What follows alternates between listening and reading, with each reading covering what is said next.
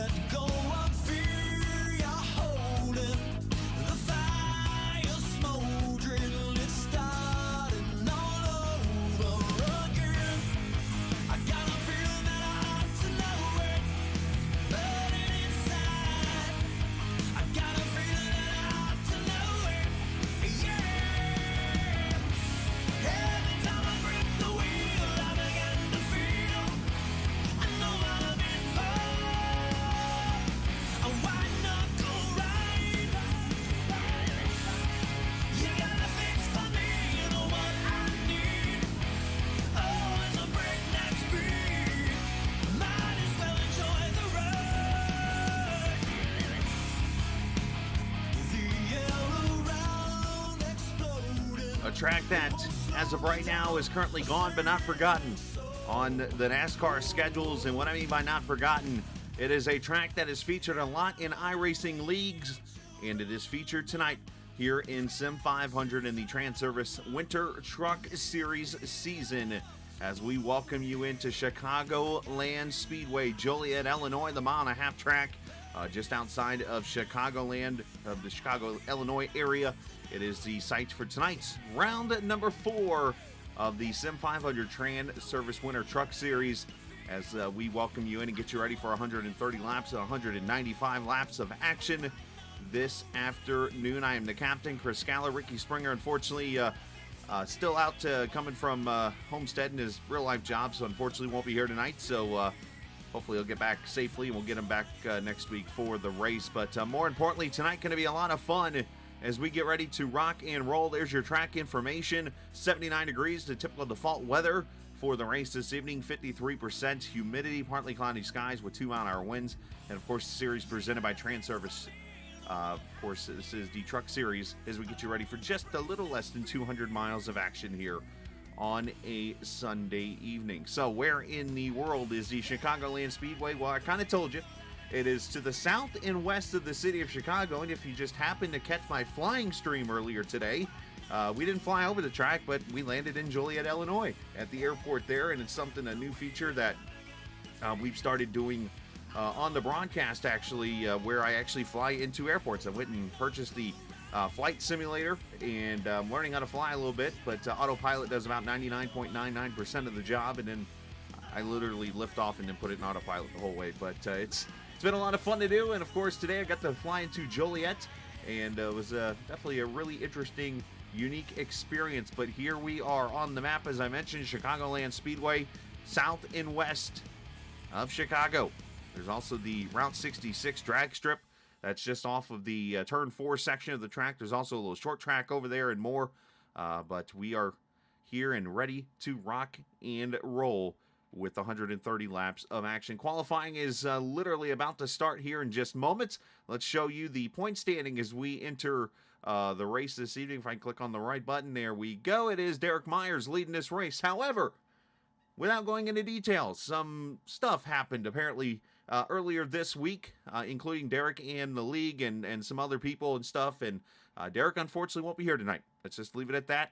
And because of that, we'll likely have a new points leader when this race is all over with Kevin DeBrown, John Higman there, second and third, Jimmy Coleman, Brian Wortman, your top 5, Bob Gillenwater, Steve Herring, Pedro Mojica, Tommy Ryan, Eric Arnold, your top 10, as we enter the points standings for 3 rounds into this 14-round season. Of course, 10 races before we go to the playoffs. It's straight up on points and everything. So you see your top 10, Eric, right now on the bubble by 8 as we enter qualifying. And this is our chance to let some drivers shine. I had some comments from some drivers last week about showing qualifying. And, of course, the biggest reason I don't get a chance to show it a lot is sometimes it depends on my work schedule and things like that. And I'm not a big fan of, like, showing one qualifying session for, say, the trucks and then not being able to for the cup cars on Monday night because I feel like it's unfair to one series or the other. But I have no problem continuing to try. So we're going to do that and go from there. But here we go. Truck's on track right now. Let's start with Mike Kelly in this Caterpillar Toyota. As it goes down to turn 3 and 4, basically you're wide open for the most part around this track. You're going to get real loose a little bit on the first lap. So it's kind of like a throwaway lap, if you will. But then they come back around, and the second lap should be the fastest for most drivers. Some might make the first lap their fastest. That's pretty much most of the field is on track right now. We've had a couple of people complete laps already, but we'll keep an eye on Kelly. And let me turn this on for you guys. There we go. Of course, purple means they're fastest right now. Green means they're faster than their previous lap if they've run a lap. And yellow means they're not as fast. And, of course, this track is split amongst two different splits. As Kelly runs a 31.44 that time by. The field is separated, or the lap is separated into two different splits, kind of like a road race, if you will. And basically, in the race, there's the front stretch to the back stretch. That's the first part. That's in half, and then the second half in the green is the back half of the track. So that's basically where you see the splits happening and stuff. Let me see if I get the ticker to fix itself there. There we go. And Kelly crosses the line a second time and up to P7. He goes as Dalton jumps to the top with a 31.12. Great lap on his part. Tyler, pretty good at running these tracks, especially when you get a lot of wide open in them. Let's jump down here. How about Bobby Wetzel here in the 9? Bobby Rowdy Burns Wetzel. Of course, this track opened up 2001. This is the original surface on the track. Not quite a symmetrical D-shaped, if you want to call that a term. Basically what that means, you'll notice there's a curve on the backstretch. And down into turn 3 and 4, of course, this is the famous track back in 2002 that had a Tropicana orange floating down the back straightaway. A huge Tropicana orange, and that was because at the time, the race was Tropicana 400, and, well, it got loose with the winds in the Midwest. This is the Windy City of all places. Wetzel, 31.29, goes P14, and Mike Montesi goes P4 with a good lap there. Who else is on track here? Gillenwater jumping up there. Tom Dreiling, who we're watching right now in this 23 truck, supporting breast cancer awareness in that white, chrome and pink livery. Pretty cool colors there.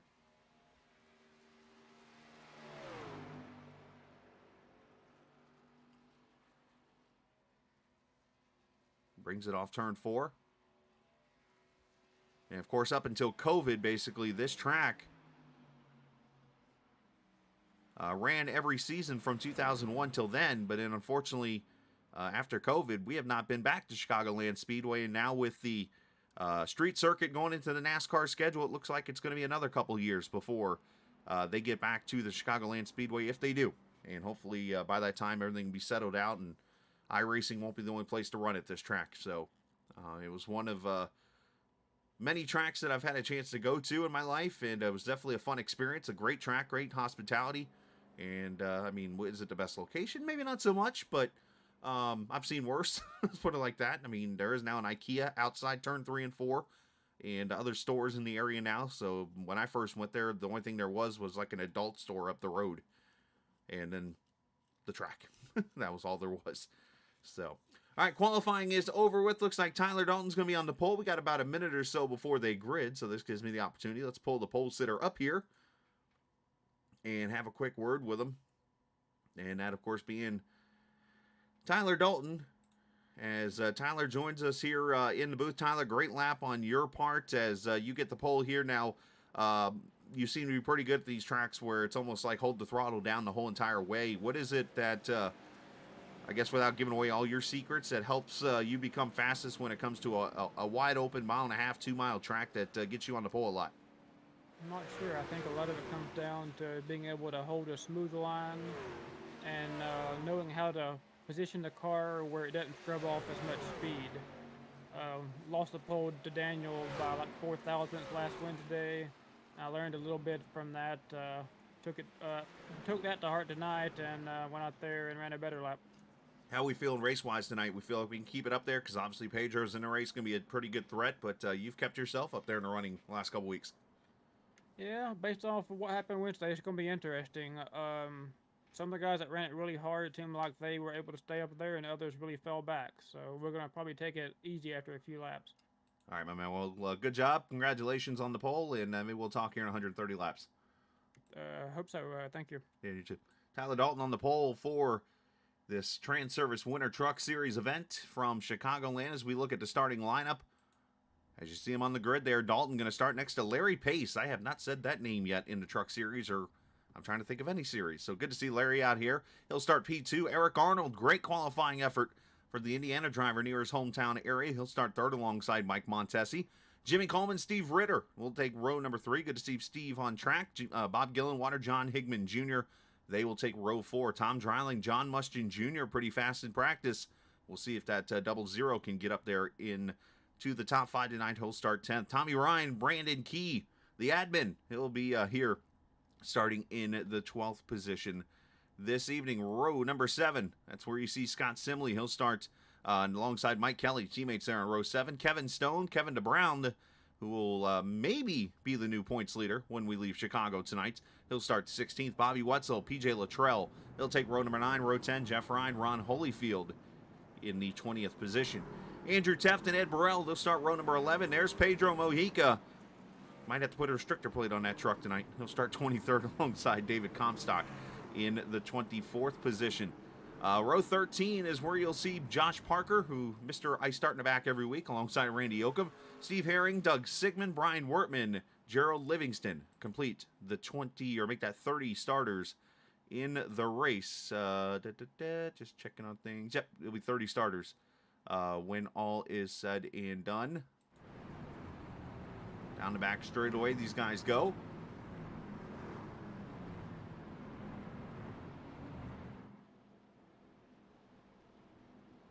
As I mentioned, 130 laps of racing. Draft is going to play a big role here for a pretty good while. You'll see the pack start to spread out a little bit. Looks like a 2-stop race. Remember, you do have 3 sets of tires, as I'm hearing about 48 laps or so on a tank of fuel because of the on-throttle time. So split the race in 3s, if you will. That might be one way to do this. That'd be 40, 80, and then 134. But even then, doing the math, that's 54 laps. You still can't do it. So you're going to have to go a little longer probably in one of those stints. So either way, we're going to go racing and let the pros do it, I guess, right? Sim500 Truck Series on a Sunday night.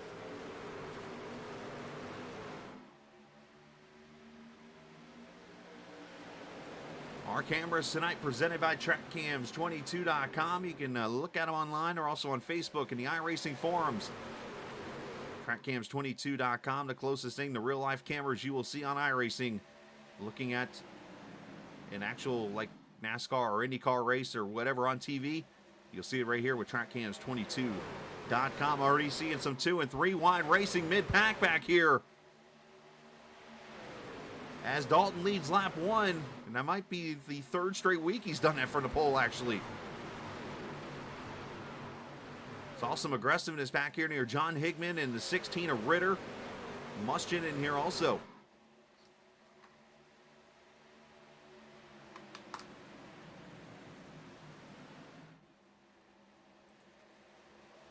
Top 8 single file so far. Ritter, the first one up there on that top side.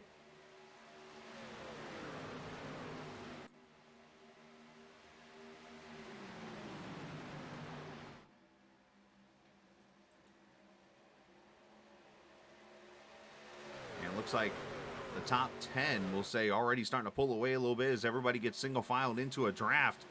Tommy Ryan with Mike Kelly back here. You saw the 12 of Scott Simley kind of stuck on the bottom there a little bit. Here's the 24, and they're 3 wide mid-pack.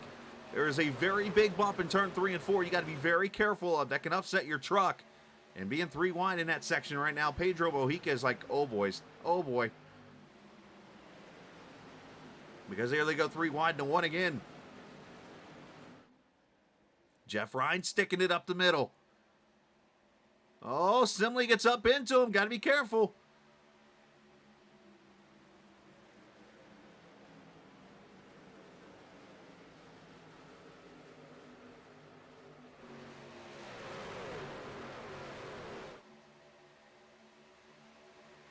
Dalton now to about a 10th of a lead on Eric Arnold right now. We're watching this fight back here. Oh, these guys racing like it's the last lap of the race already.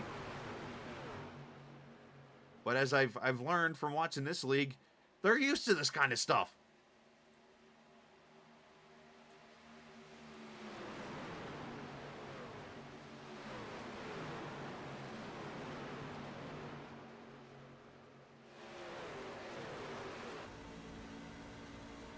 We ride with Simley. trying to get clear of this mess. He finally does, and that A-Shock Energy truck Mohica there behind him.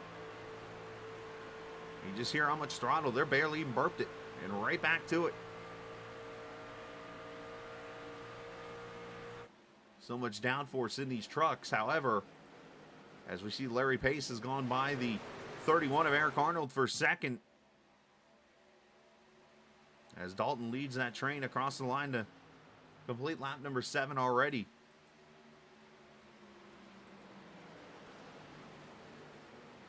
You'll see trucks start to move around here as the handling really falls off. You'll see some trucks move topside. Some trucks will be in the middle. Some will be right down on that yellow line, or white line, whatever color it is. As you see, Josh Parker already up to the 17th position. Kevin DeBrown there in at 93. As back here, you see the 50. A couple Johns battling each other. Higman and Mustian and a couple juniors.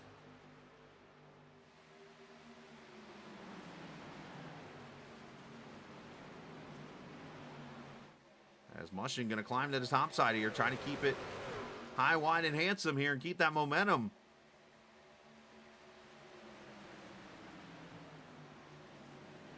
Mustian got such a good run. He's going to go outside of Dryling now. He's like, I'm going to do this by myself. I don't need no draft.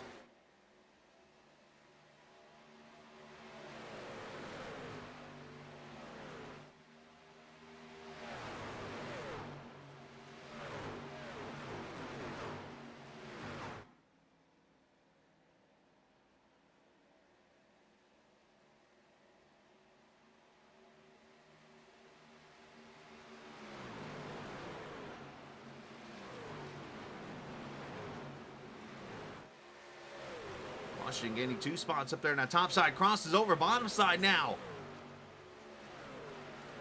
Impressive, aggressive moves there as he gets to the inside of Gillenwater here. And up front, Larry Pace. Gonna bring Eric Arnold as they're almost 3 wide off 2.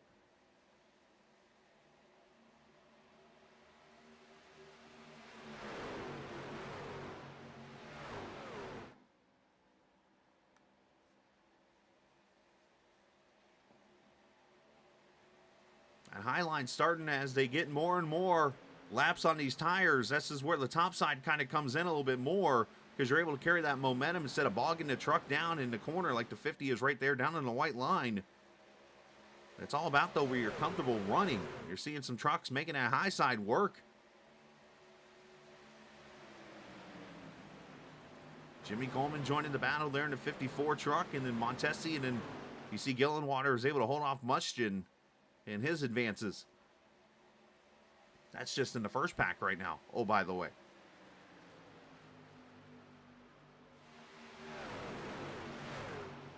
Because you got this pack here in the turn 1, and you got these horses down here, turn 1 now.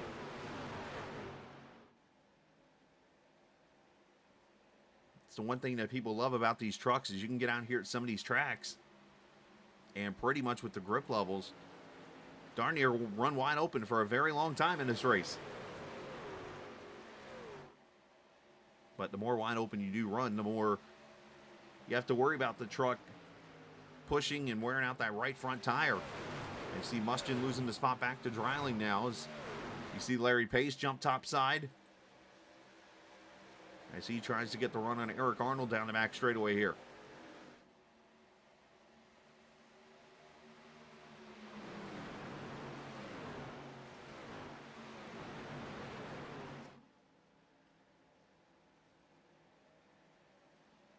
These trucks have produced some pretty good racing throughout these first 4 races amongst the season here as Mohica gets inside of Wetzel now, and he'll take the spot away. We've seen two different winners so far in the first 3 races. We've seen plenty of passing, plenty of strategy come into play. And I think we're going to see more of the same here this evening. Somebody just scraped the wall going into turn 3. I saw the spark.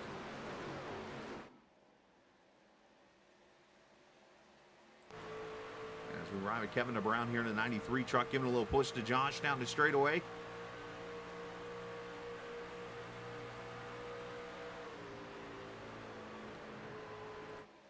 Up front, though, I saw 3 wide for just a split second, I think, all the way from DeBrown's camera. That's why I jumped up here. Arnold trying to hold that top side. Pace to the bottom. Coleman's in there. Also, Dalton is wondering what's going to happen behind him here. I don't know much about Larry Pace, but one thing I know about Eric Arnold, he will race you very hard. Up there in that 31 truck.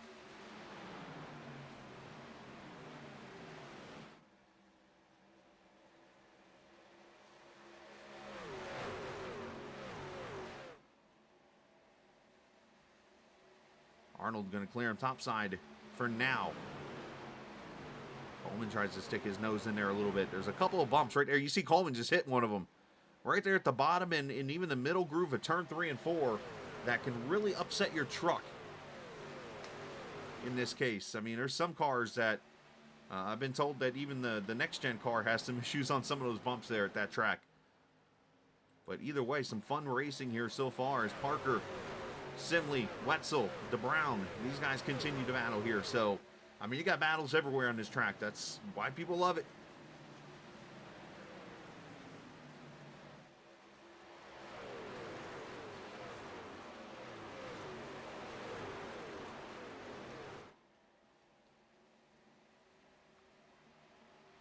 "17 laps in."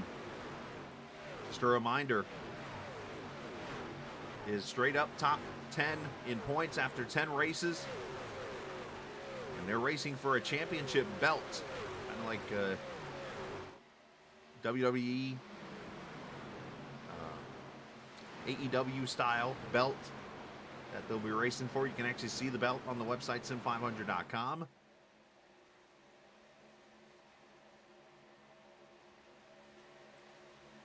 It's one of the first times that they are actually, they as in Sim500, the league, are giving away a trophy type of item. I'm sure they've done it maybe in the past or something like that. It's one of the first times I'm aware of, but obviously I have not been around for all the seasons they've been around. Look at Mike Kelly with Mojica here inside of John Mustian. So Mustian must have kind of hurt that right front tire off a little bit. And now being attacked as you see the 24's gone by. PJ Luttrell, Mojica's going by. There's 3 wide almost. You see Kelly there. And Mustian is all the way up near the city of Chicago. The only thing really you could do when you've burned off your tires like that right front is you got to kind of back off your pace. And you got to save it. You got to kind of cool it back down because it's getting too hot and you're wearing it too much. And you just got to give up some position here because just running that high side and keep running harder and harder, it's going to make that right front just go away more and more. As yeah, they're going to go 3 wide into turn 1.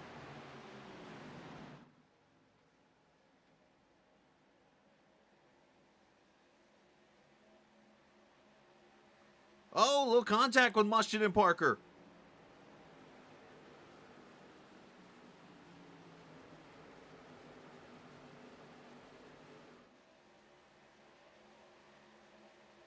Mojica makes the pass, and now to the outside line comes Luttrell. And Kelly and then Parker's right there with him. Almost some contact into turn 1. Just heard on the radio a little contact there. I kind of mentioned it between Parker and Mustian. That's one of the things about this track that makes things different is that back straightaway being curved. Basically, Parker came on the air, come on the microphone and said to Mustian, "Hey, I thought I was clear. My bad." It's very misleading with that curve on the back straightaway.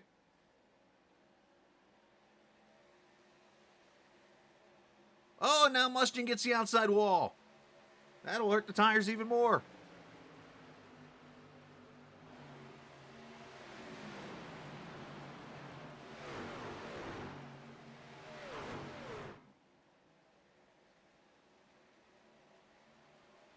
As DeBrown makes the pass now.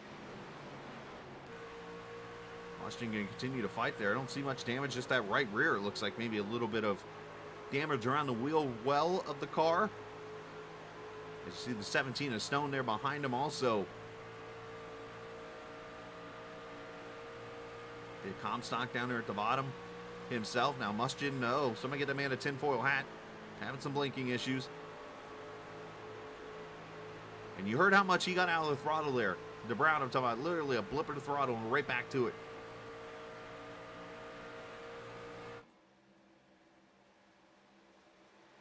This track is full of momentum.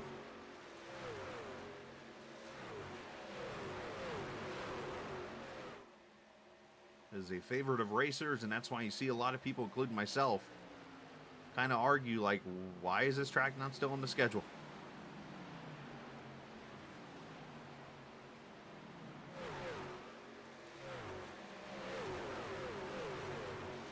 Oh, contact! Wetzel almost into the wall. That was a great save on everybody's part there, and that almost got ugly.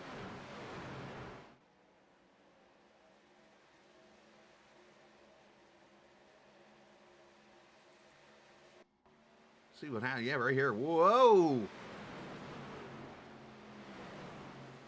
Looks like maybe some miscommunication for 3 wide. Let's see if we can get a better view of this here. Oh, right there. It's some 24 and 12 made contact. Parker was on the inside. Similarly, with a great save in the middle there.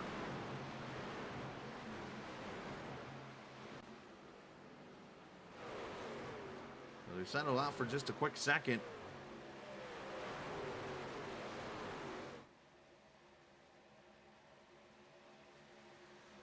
So the $1 million question right now for these drivers, when do you come to pit road?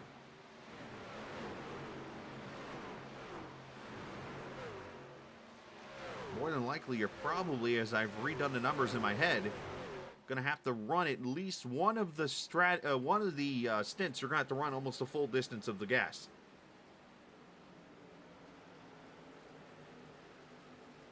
Because at that point, you go to 45-ish. Come to pit road at that point, that leaves you 85 to go. And from there, it's 42 and 40, or 42 and 43.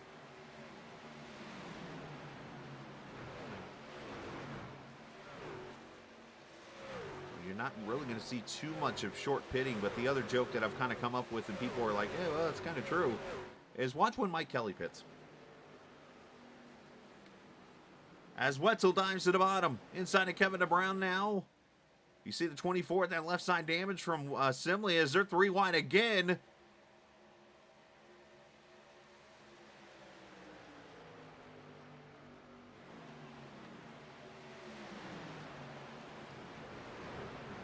Just craziness here mid-pack. I want to go to other places, but these guys are racing like crazy right now, and I love it. Tommy Ryan starting to join the battle with Comstock also. Let's jump up here as you see Dreiling literally getting pushed. Jeff Ryan just disappeared on track. Thankfully, he wasn't in that. Here's up front right now, Jimmy Coleman trying to get to the inside to 50 apace. I mean, I'm literally using my timing and scoring to watch all the battles as much as I can find them here. And this is some good racing here, but nothing like what we're seeing here.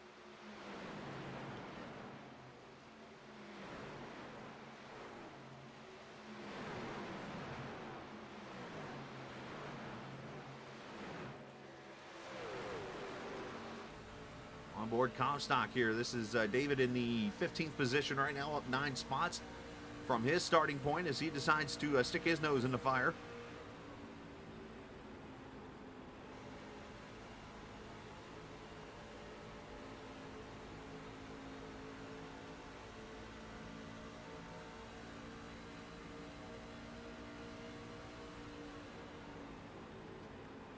Mike Kelly looks like he's got a pretty good long run truck. He's gone by Simley, now looking inside of the Browns. So Mike showing some long run speeds here.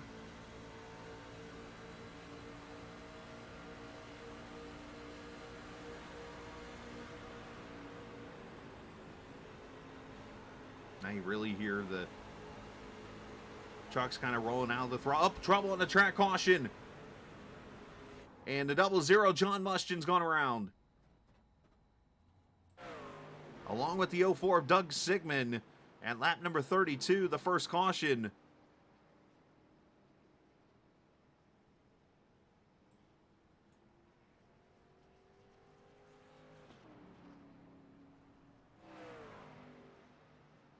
And let's see where this all starts up here.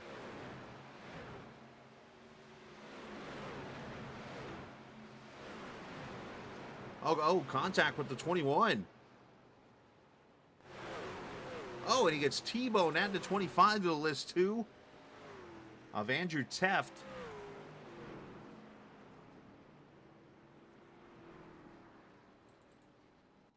Ed Burrell there in that 21.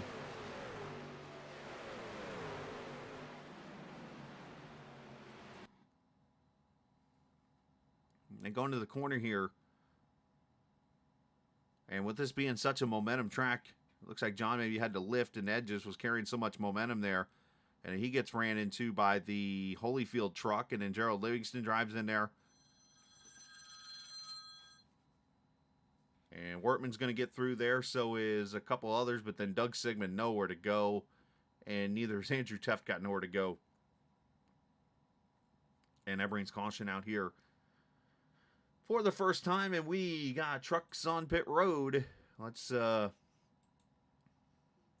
a look at this real quick. And get to cooperate with me. There we go. Everybody in, race off pit road. Going to go to Tyler Dalton. However, Brian Wortman doing the usual one-lap strategy of he likes to do, so he'll lead this lap. And he will come back to pit road. And again, the first caution here at lap number 34. I'm actually going to mute my mic for just a quick second.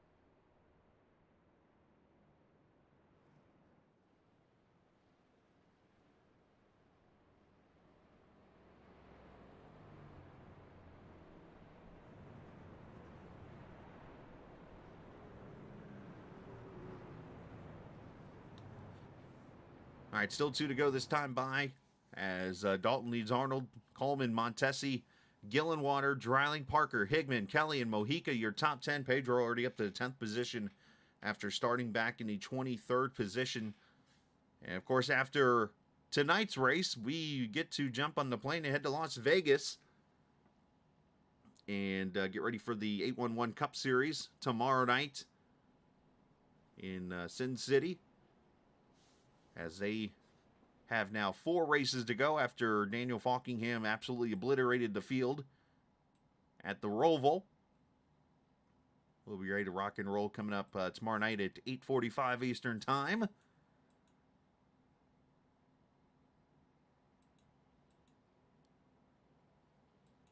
And as always, a reminder, you can watch those Cup races over on the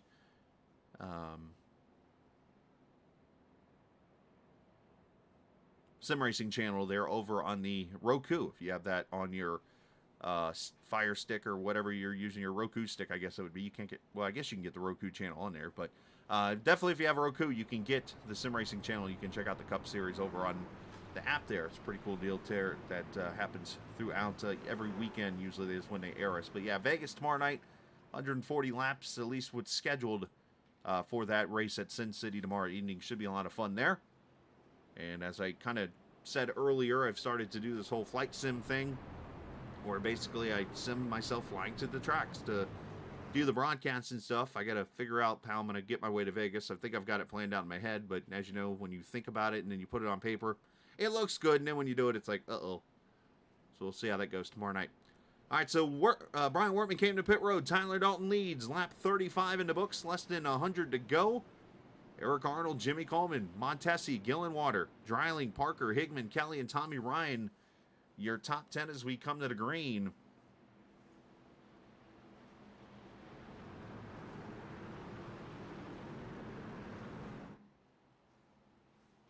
As Pace Truck hangs a left.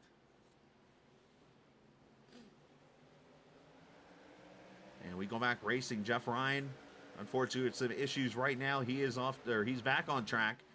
Doug Sigmund off track, John Muschin Jr. off track. So 28 of the 30 starters on track as we go back to green.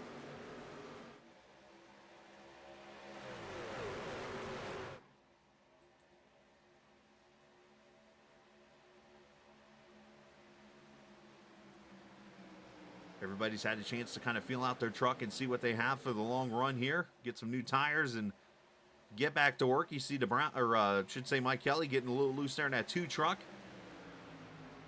As everybody tries to get what track position they can here. Dalton has led all but now the 1 lap.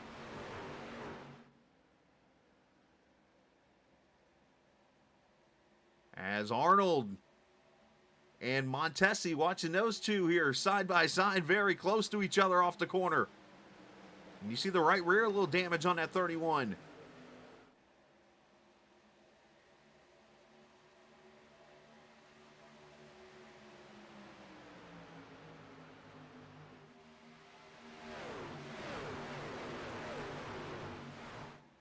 Jimmy Coleman behind Tyler Dalton. Those two usually work with each other in practice. They're doing it right now. And I think they're just going to try to draft away from the pack here. As I mentioned how much the draft plays a role in these trucks. As these guys continue side by side, it slows them down. And has allowed the top 2 to kind of pull away to a 9/10 of a second lead on this pack of trucks.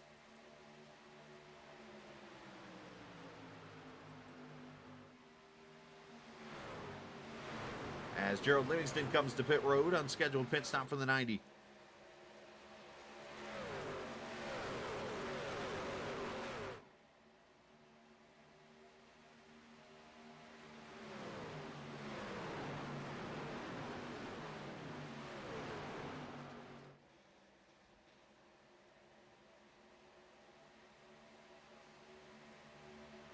Parker underneath Kelly now for position is kind of sets up an interesting strategy now as I sit here and think about this a little bit. 97 laps to go. We went green. And I've been told 48 laps on a tank of fuel. And yes, I did go to school in Florida. Now, that's not college, but high school and regular schooling. And let's see, my math, 48 and 48. Let's say 48's the max I'm in hearing. 48 and 48 is 96. We went green with 97 laps to go. There's going to be a little bit of gas saving here, I think, in this run. And when you're on the throttle a ton, it's kind of hard to save fuel. So I'm kind of curious to see who might try some of these fuel shenanigans. Because this series definitely has the capabilities to go all the way to the finish here green. So we'll see who is maybe capable of saving about a half a lap each stint on fuel. And if anybody can get to lap 49 or 50, if somebody can get to, say, lap number 90, that's actually 40 to go, lap 80 or so, and know that they can make it to the finish, then best of luck to them. See how it all works out. And right on cue, caution comes out and completely eliminates the last 5 minutes of what I just said. PJ Luttrell, the 24, has gone around, and the second caution comes out.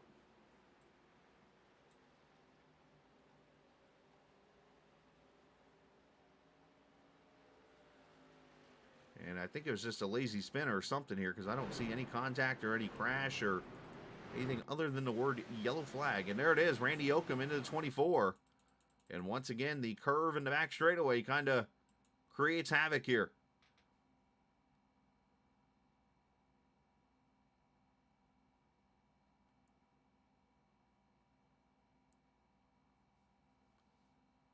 As there's the contact.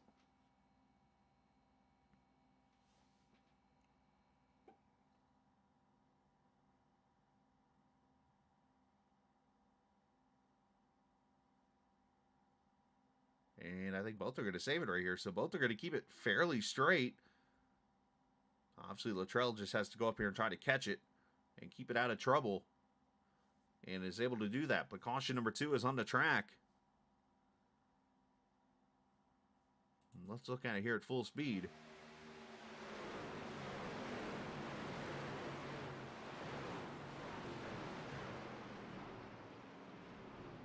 Simley going to the bottom there to miss this wreck, so.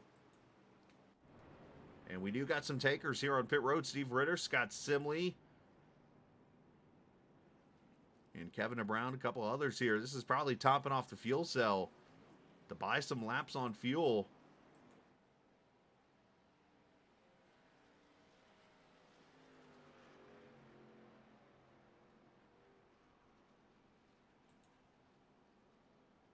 And, you know, we got a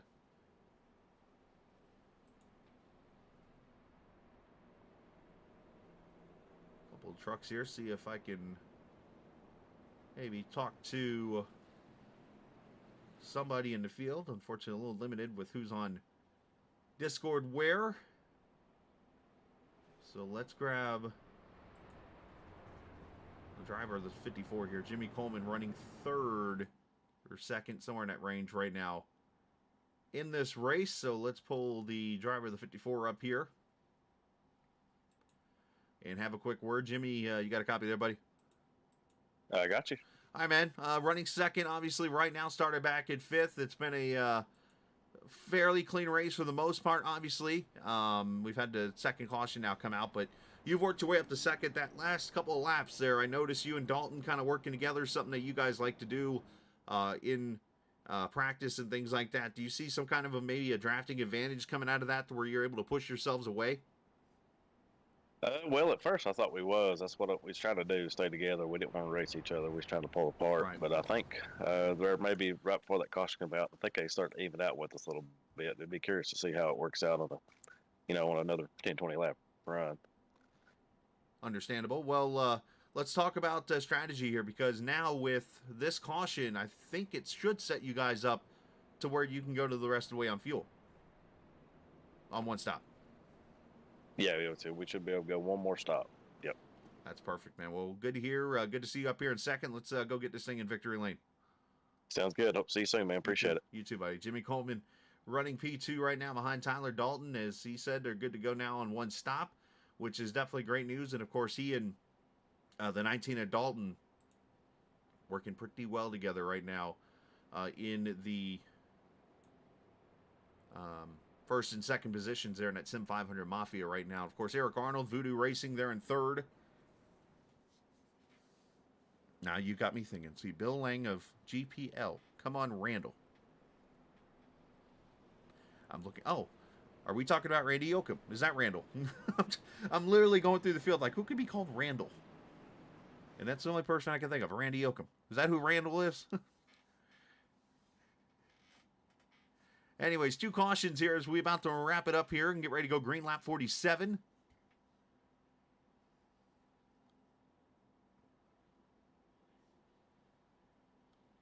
Dalton, Coleman, Arnold, Dreiling, and Montesi, your top five. Gillen Water, Mike Kelly, Josh Parker, Pedro Mujica, John Higman there in your top 10.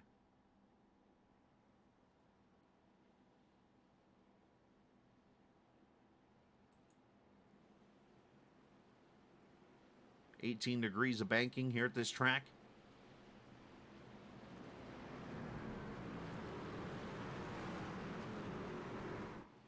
As Pace Truck will hang a left right here, and we'll go back racing. You got to be careful of wheel spin here.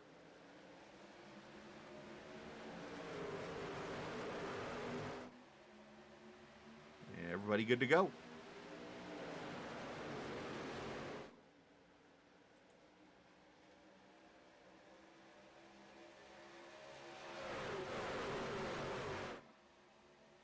See everybody trying to get to the top side where that momentum is. Montesi and Arnold continue side by side. Tom Dreiling going to get shuffled 3 wide to the top. There's Mojica to the bottom. Gillen Water in the middle. Here comes Comstock now.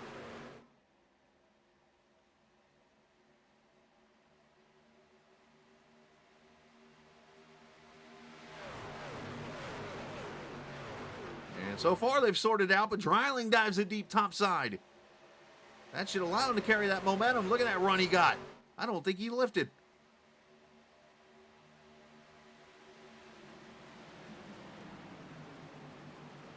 An iRacer Lounge podcast, number 23, Toyota, looking pretty sporty. .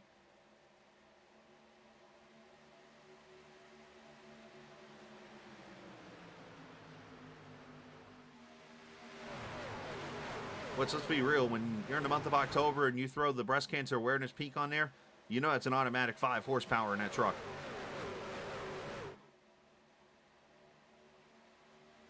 Higman got a little loose there off 2 back there about mid-pack. One truck we should talk about for a second here, this 50 truck, a Larry Pace. He, I believe, had some issues and had to restart towards the back of the field in the 16th position. We all remember he was up in the top 3 at the beginning of this race, so we'll have to keep an eye on that 50 truck and what has gone on there. But right now, 16th position.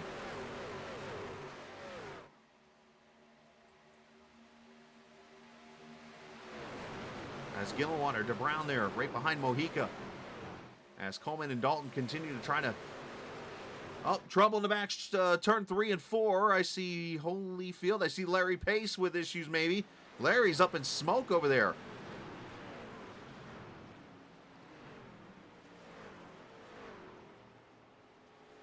And caution 3 on the track.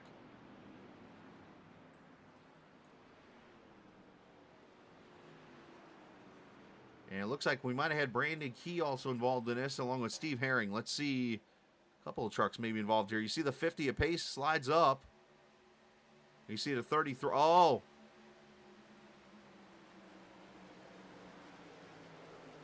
Yep, we've all been a victim of this wreck, basically. This actually happened to me at Nashville. You see Herring comes crushing in there. So, at Chicagoland Speedway, and this... If you remember the Atlanta race earlier this season with Ricky and I, we were talking a little bit. I brought up the wall issue and how I didn't realize the new Atlanta had the safer barrier all the way around the track, and you get some tracks where the wall will poke out and get you. Let's watch this, because this is exactly what I was talking about at that race. So the 33 is going to get in the wall, and the wall is going to kind of get him stuck. Look real closely as I hit stop. You see the wall is the actual wall. The solid wall, concrete, if you will. And so he's going to get up in there, and most people are taught on iRacing, keep the truck up in the wall, because it'll allow others to get around you, and if you turn left, then you risk others getting into it. Well, you see the 17 of Stone on the bottom, he's trying to get around, and Larry Pace is trying to get around. There's just one small problem. It's going to come out right there. See that little kink, if you will, in the wall?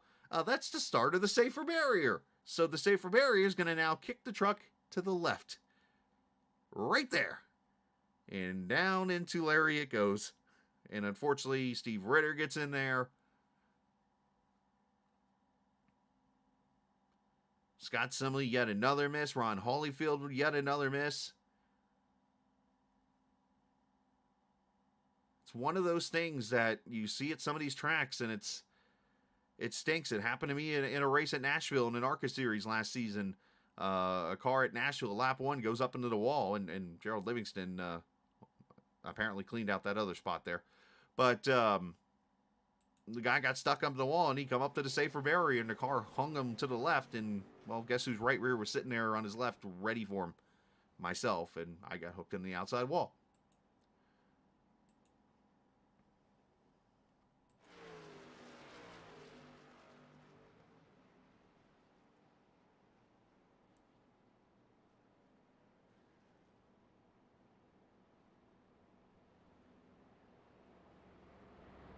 So 54 laps in.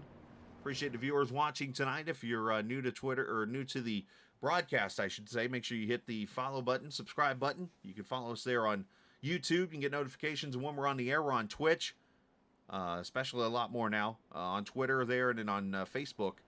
You can be a part of us on all of those pages at one time, wherever you prefer to watch us. Trying to cover everyone, basically. You have an opportunity to watch, and if you're on one site more than the other, then you don't have to switch off to the other. You can just go find the Captain Esports Network, and bada bing, bada boom, you're on the air with us, and you can watch whatever you want to watch.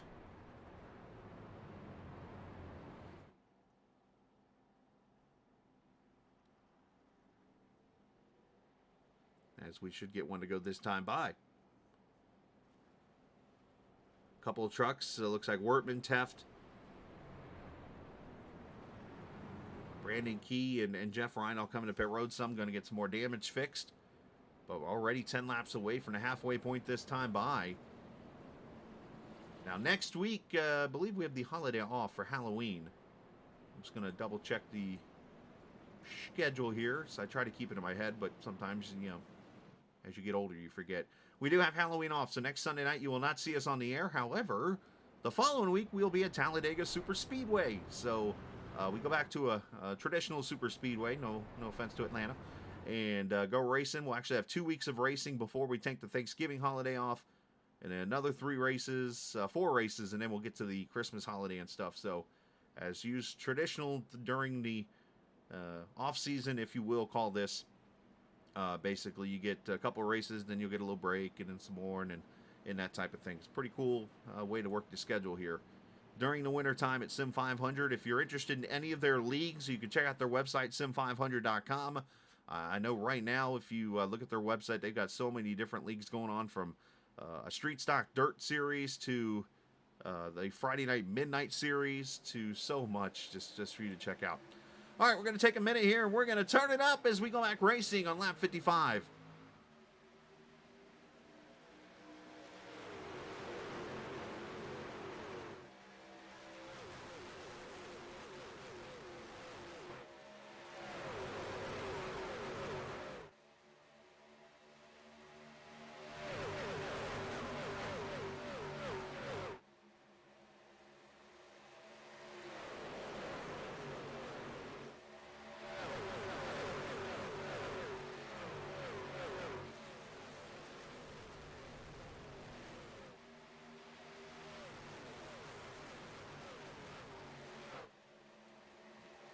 That is Josh Parker, by the way, off track over there in the grass. We keep green because he didn't spin out, so we're still green here.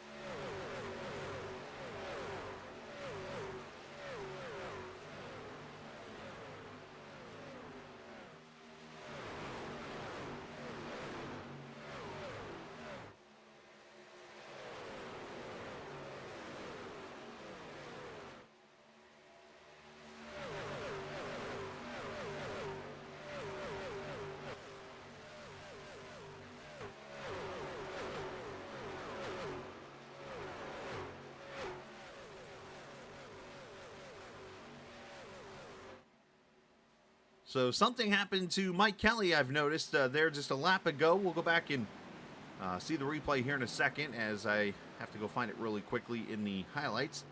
Kelly's jumped the pit road, so not sure what has taken place there. Maybe some contact or whatnot. I know Parker, let's go back to his replay real quickly.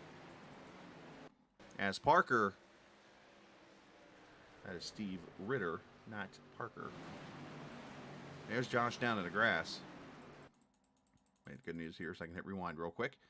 I heard somebody on the audio say we were 3 wide, and you see Mike Kelly's in the middle of this.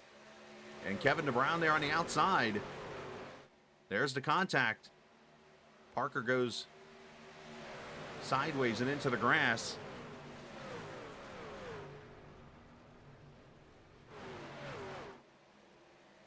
You see Mike with pretty heavy damage there on the 2.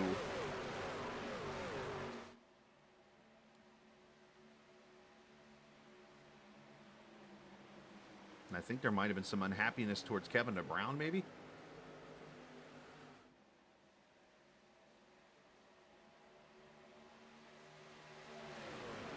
And we do have a caution on Speedway. We'll check out the replay here in a second. Caution out for the 4th time, but just want to see what happens to Kelly here, because they're going to go 3 wide. It looks like he almost wrecks again. And then he goes down to the apron and pulls the car off track there. Not sure. He sees 3 wide, and oh, he's just off the pace and then gets out of the way. Okay. An unfortunate deal there for the 2 car. Now, caution is out. Everything happening all of a sudden here for the 4th time. And let's see if we can find who it was that brings the caution out here. I think we found it. Contact between Simley and Randy Oakham potentially here. Simley slides up the track and gets into the 8 truck. And sends that Virginia 811 truck into the wall.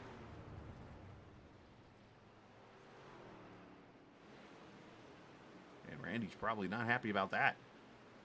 And that brings trucks to pit road again here. So 4th caution's starting to kind of breed some cautions here.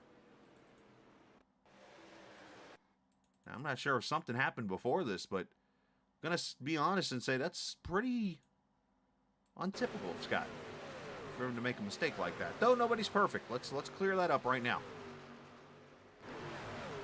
He goes into turn 1 here. And truck just loses the air there on the nose, and up into the 8 he goes, and bam.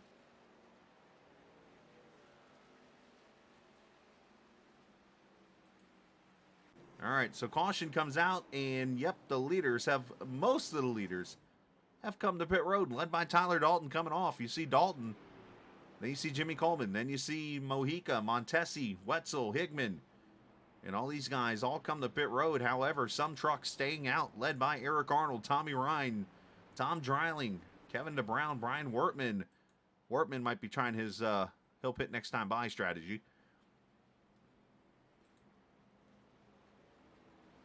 I'm like one person you'll never hear criticize Brian for that, because I've done it a lot of times too.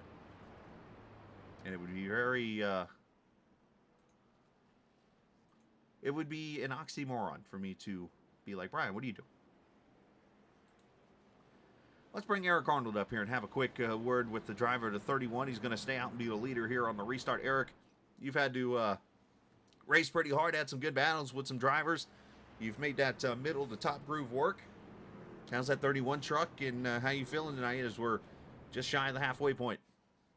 Well, I was feeling great up until the little incident I had on pit road. The 50 got into me before, the ghost car is in the pit lane. So I got a little bit of damage, and I'm having to drive it harder to stay in front. So I'm trying to do a little pit strategy to see if I can maybe pull off a win tonight. Has all the damage time-wise been repaired? Because the only thing I've seen is the right rear.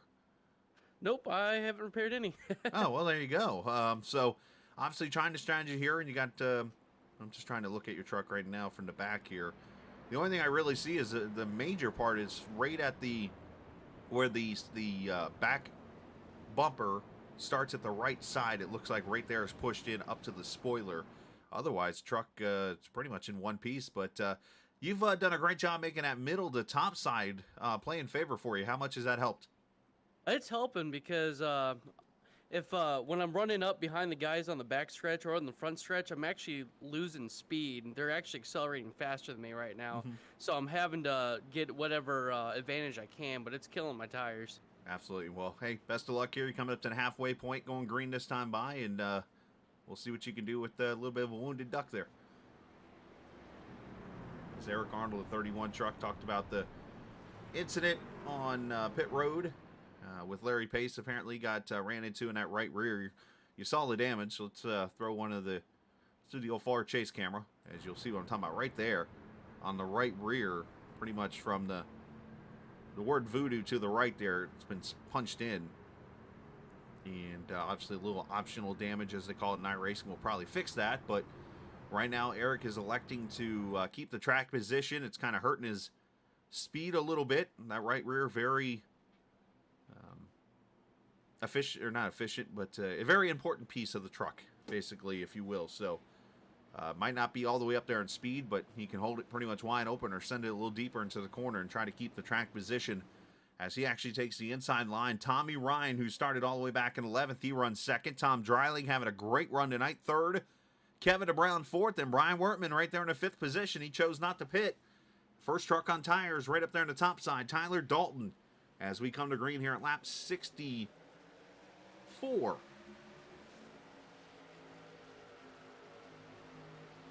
little bit of a slower restart.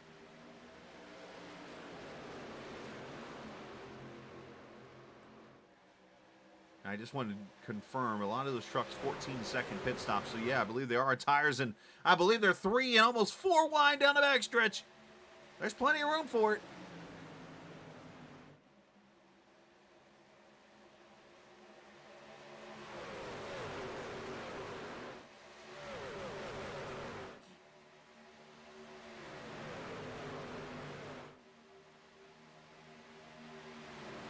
So imagine driving on Interstate 90 downtown Chicago, except you're going about 140 miles an hour less than this.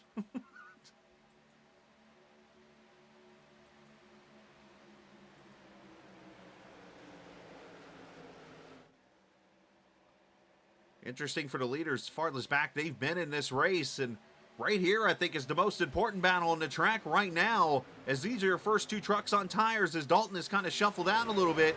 Jimmy Coleman, Pedro Mojica for the third position. Coleman with a very good run off the top side causes a 31 to get out of shape a little bit. He had to get out as he was going to push up into him. Easy, fellas.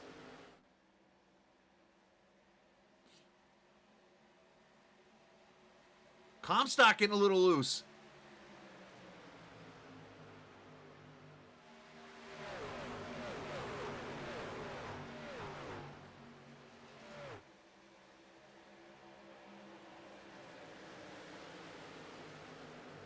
As you see, they slowly shuffle those trucks out that stayed on those tires. As you see up front, Jimmy Coleman has gone to the lead.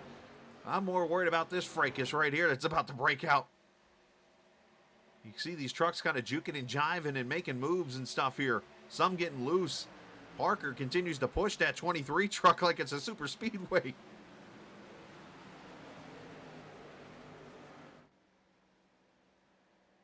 .31 getting a little tight there.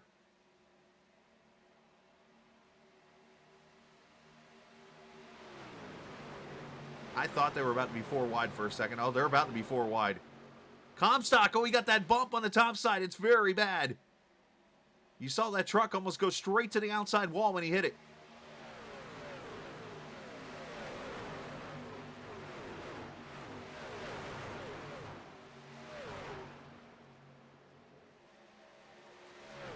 You see Mike Kelly has gone back on track, by the way. Mike, unfortunately, is looking for the 2 truck. There he is, about 3 laps down right now. In the 2, but he is one of the first to be a lap down, so if they get any more cautions, he'll get some lucky dogs here.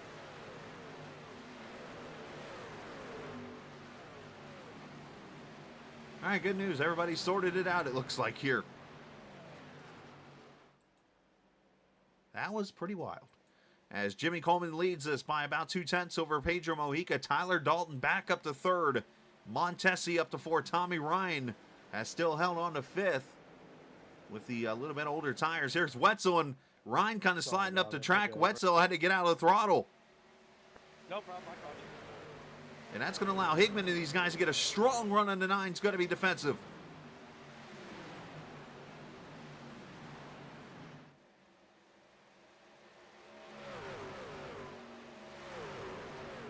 And just like that, we're back at it 3 wide.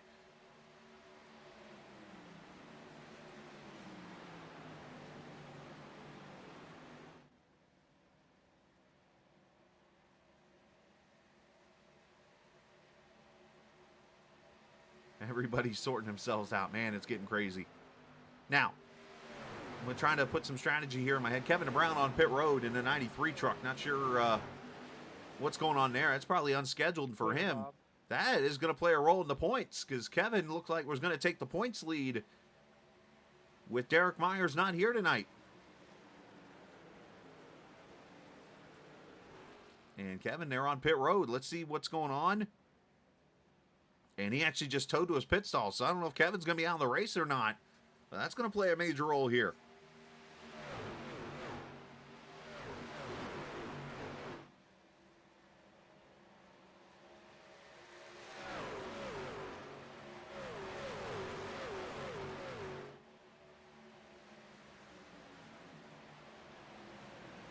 .73 laps in the books, 56 to go.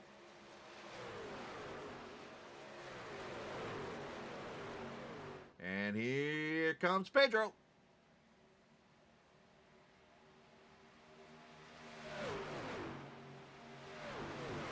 If Coleman fights him up here on the top side, he will. And about got the outside wall doing it. And here comes some help. Couple of Sim 500 Mafia drivers top side there with him. Going to try to draft with him here and see if they can keep the momentum from Pedro.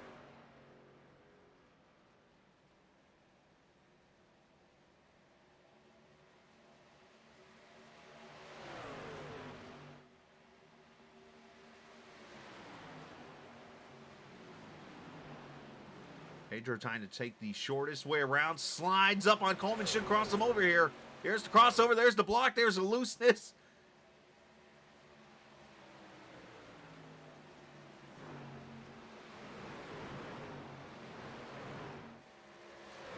See if Jimmy goes down to the apron now. He does not. He actually stays right there on the track. Gonna try to side draft, trying to use the draft off of Dalton. Almost pushes up into Pedro.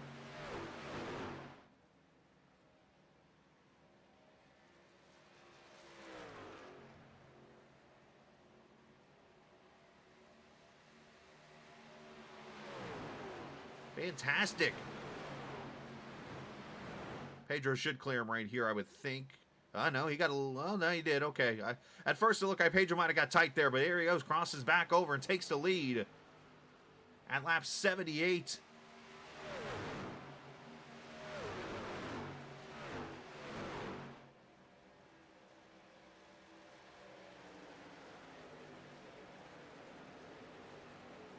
As back here, Kevin Stone, the 17 truck outside the 4.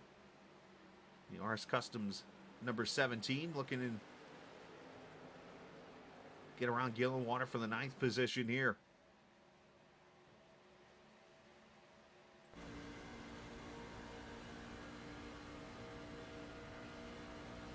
There you see Bob to his inside.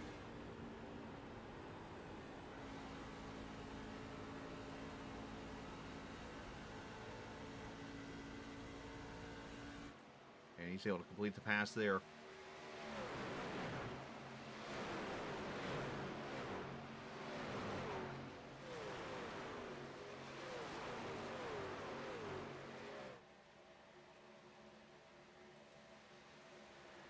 Josh Parker, David Comstock there. That is 6th and 7th positions.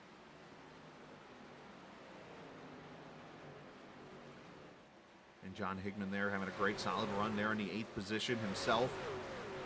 As, oh, Parker got the outside wall. Or is that Comstock? It was Parker. But Comstock got in the back of the 81.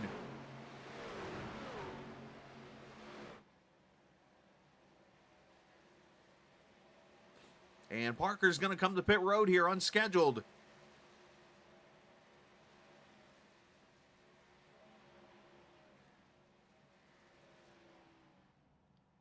Unfortunately, these trucks are very fragile. If you hit, you will more than likely hurt yourself when it comes to the race. Let's see, right side tires going on. And I'm sure he's going to get the damage fixed here. And you see the nose damage on Comstock now.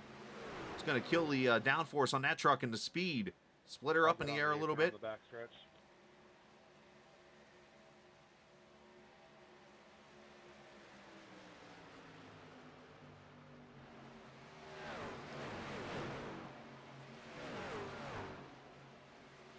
it looks like Josh's going to go at least a lap down. As the 25 truck of Andrew Teft goes a lap down. Or yeah, it looks like a lap down there in his book. As this field continues to thin out with the mistakes that have happened. And look who is making a comeback right here. This 12 truck of Scott Simley unfortunately got into the side of the Randy Yoakum truck. Was involved in a couple other skirmishes earlier. And he is now sneaking up into the 9th position. Just letting this race come to him. Being patient there. You see the right side's all scuffed up. As up here, Tyler Dalton going for 2nd. I wonder if that's Jimmy just kind of letting him go and saying, hey, go get him. Easily have been the top 2, probably best trucks so far this season, right here in the front now.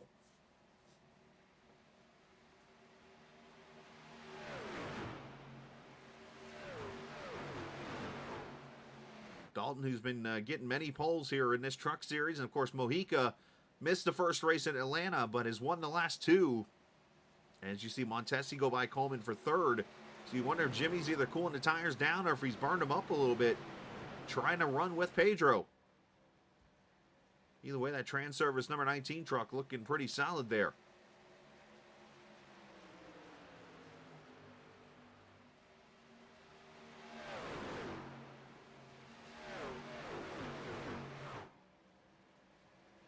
As this field separates out a little bit, 45 to go, you see Pedro trying to switch up the lanes a little bit there with middle groove, turn 1 and 2.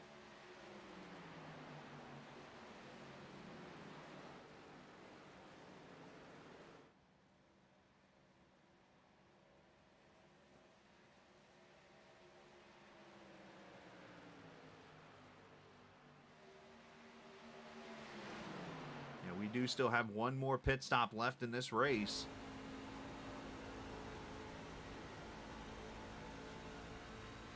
I think that's going to play a pretty key role when this thing's over with. Eric Arnold has come to pit road with 44 laps to go, so he's in the fuel window now. He'll come get tires here. He needs this race to stay green.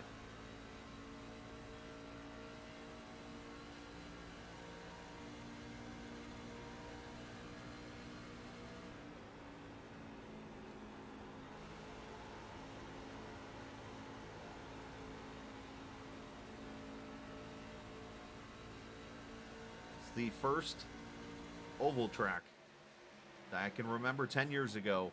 It was about this time 10 years ago, as a matter. No, actually, it was a little bit. It was about May. Because I got on iRacing May of 2012. So it was during the month of June. I remember. This was the first oval track I ever bought on iRacing. Chicagoland. And the only reason that was, there was a race that, there's actually a league out there. There's actually, this guy's got a league now. He's got a setup place. And you can check out, and I'll go and throw, it was Mike Alouette, I believe is how you pronounce his name. But, of course, Major's Garage, they had that series called the World Cup of iRacing, if anybody was around long enough for that. It's where basically each state or whatever club you were a part of, you represented that club for, like, a specific weekend, and you would run a series of races at certain tracks. Well, the first time it came up was in June that I was a part of, and it was at this track on an oval. And it was at the time in the old Xfinity car. And I'm like, all right, new to iRacing. Yeah, I've watched racing all my life. But it was like, all right, so I got to go learn the Chicagoland track. And at that time, the track was a pretty much one groove track like everything was in iRacing at that point. And they were on, so I get in there and I'm like, all right, what's the fast way around here? And they're like, it's the middle lane. I'm like, do what? And I figured out it was because of the bumps. And now I bring that up because now look at this track.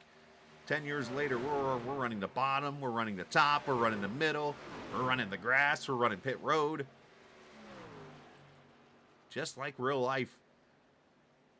Tom Dreiling on pit road. These are some of the trucks that did not pit under the caution a little bit ago. As they come to pit road now for tires and fuel, they need this race to stay green in order to have a chance to potentially win this thing.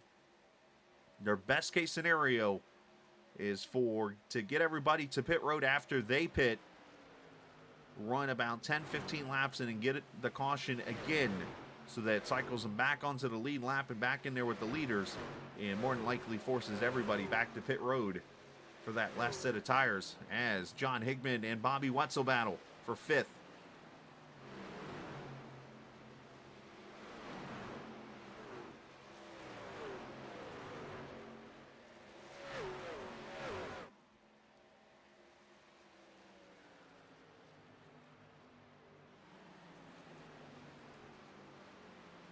Kevin Stone having a great run, 7th position there with Gillenwater. Now Scott Simley, 7th, 8th, and 9th. Tommy Ryan about 2 seconds off these guys.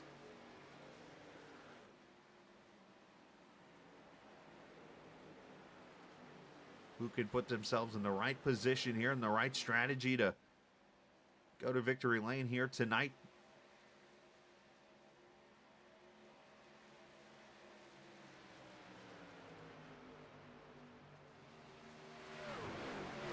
Bob inside. He's going to try to make the pass here.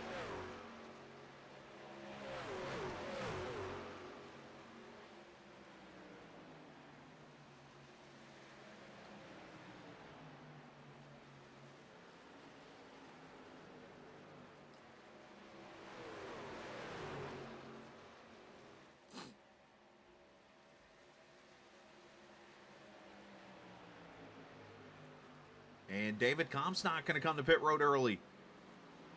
This might have something to do with that damage he has on that 13 truck. Likely going to get damage fixed. As he locks up the rears and pulls that Monster Energy truck into pit road.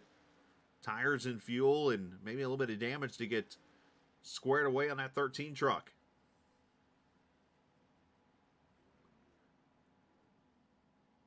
$12.2, that was actually a 2-tire stop. Interesting strategy call on the 13's part. I'll have to keep an eye on him because that truck's going to be loose for a little bit here. As Mojica starts to put some distance out on Dalton and Montesi. As we watch this battle now starting to get a little heated here for the 6th position. You see Gillenwater's gone by past Stone and Scott Simley here, and now looks to get around the Bobby Wetzel truck here for 6th as they try to catch Higman there in the 5th position.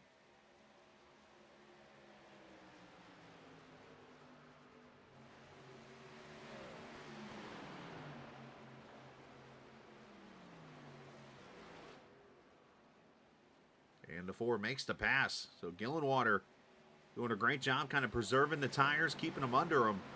And now has made a couple passes here and finds himself up there in the top 6. Unfortunately, he's about 4 seconds or so behind the leader. As Simley going to rip it topside here on Stone. And he took it. Wow, nice pass by Scott.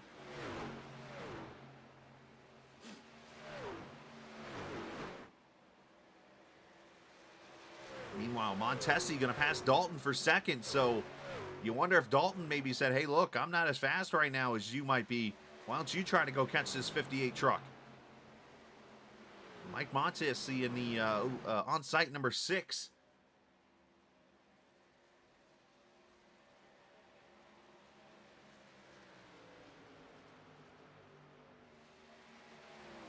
So these trucks last came to pit road in lap 62. We're at lap 98 right now. So we've gone with 1 caution in there, I believe, 36 laps.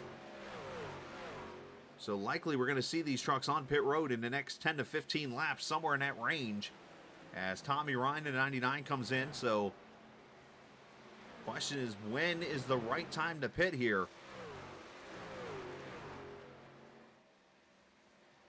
Notoriously, I can tell you that Mojica likes to usually wait a little bit before he comes to pit road.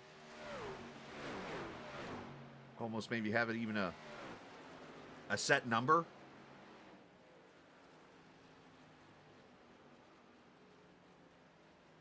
I'm going to kind of make the prediction Jimmy Coleman in the 54 truck will be the one to watch when it comes to when they make the move. I think when Coleman comes to pit road here in the 54 truck, I think that's when you're going to really see the cycle of pit stop start.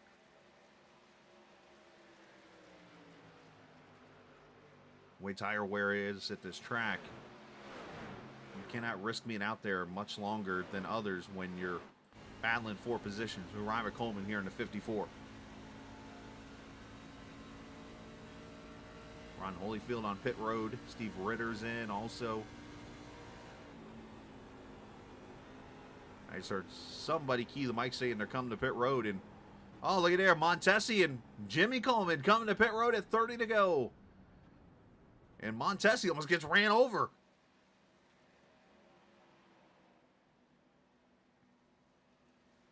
I'm going to be honest, I totally just guessed on that one. I just tried to think back to races in my head, and I see who pits early usually. Like, I could immediately usually think of Eric Arnold, Mike Kelly as the early pitters, but unfortunately, they both have had issues or on different strategies, so I had to kind of think of other people. As Montesi, Coleman, Gillenwater, Higman, Kevin Stone, all on pit road right here, 30 to go. Should be 4 tires and fuel for everybody here. And you see the pit times of those on pit road. Montesi, 16.2. Yikes, what happened there?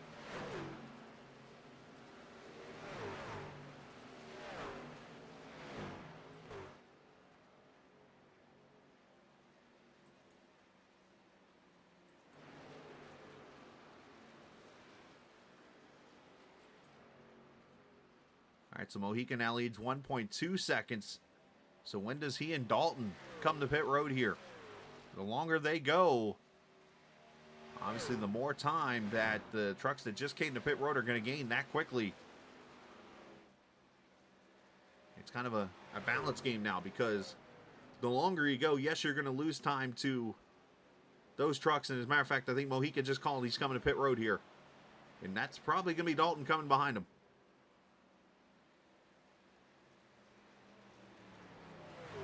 Nope, Dalton stays out. So here comes Pedro to pit road. I think Tyler might try a strategy here where he's going to run this thing out. You realize you're in a spot where trucks are faster, and you see Mojica might be the fastest truck here. You know, the strategy you could beat them with is, you know what, run this truck out of gas and come to pit road at that moment, because then you trap people a lap down. Let's see if that's what Dalton does, or if he goes ahead and plays it conservative and comes to pit road here. He's going to come to pit road here. So Dalton comes in. Now Scott Simley, on the other hand, here in his 12 truck, he's going to run this tank out. I know Scott way too well here. Him and Workman will run this tank out, which should be another 52, 105 from 62. Did scare him out? Another 4 laps or so. I see Pedro come off pit road. See Pedro's pit stop there, a 15:05 for Dalton. I look for him. He's actually in a stall right now. 11 seconds right now. 4 tires and fuel, and he pulls away at a 15:3 himself. So Scott Simley coming to pit road. So as you see Brian Workman all in. So here we go. Everybody coming to pit road. The trucks you're going to see jump to the front here are going to be the trucks that did the early short pitting. But then you'll see the fresher tires of those who just came to pit road kind of jump the cycle back ahead of them.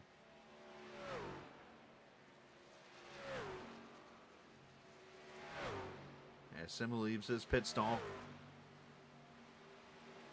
And Ed Burrell leading right now in the 21 truck with PJ Luttrell. And then the first one from this cycle will be this guy right here, Jimmy Coleman.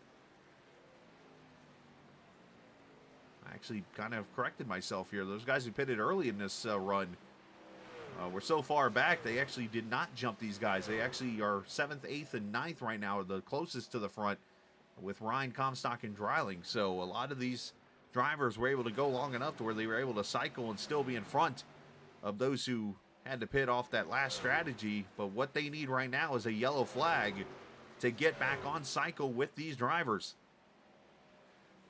Dalton, fastest lap of the race last time by a 31:16. The problem is he's all the way back in 11th right now.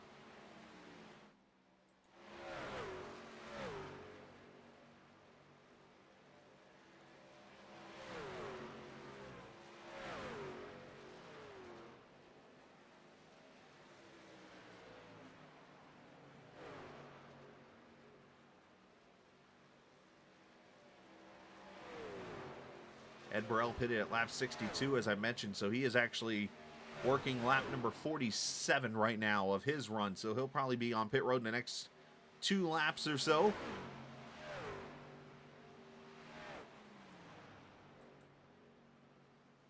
As Jimmy Coleman passes Luttrell, as Luttrell comes to pit road, and apparently PJ didn't say anything about pitting, and it kind of fooled Coleman.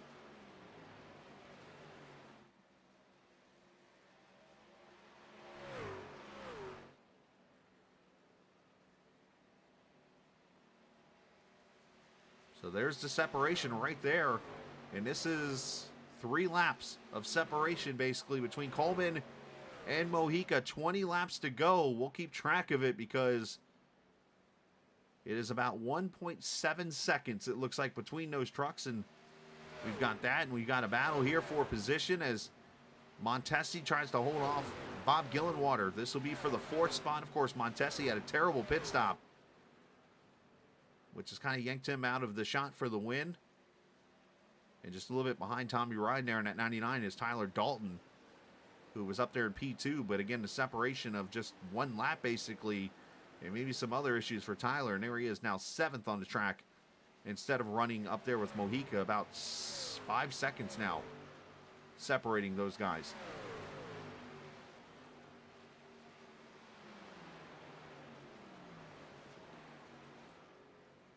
As Ed Burrell looks like he's going to come to pit road here, so this will give the lead to the 54 truck. With 19 laps to go, does Pedro, I mean, I'm pretty sure he has enough to get to him. Can he have it enough time to get to him? The draft will obviously help him. But there you see the separation, 0.7 of a second.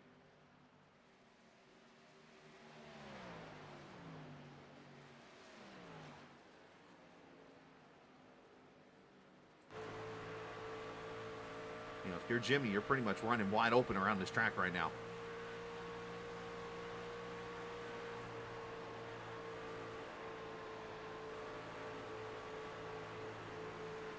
It's really all you can do at this moment.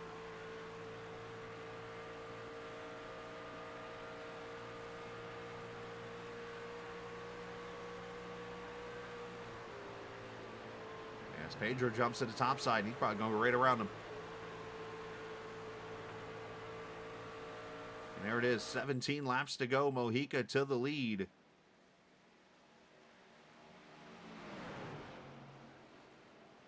And what could be a third straight season win here.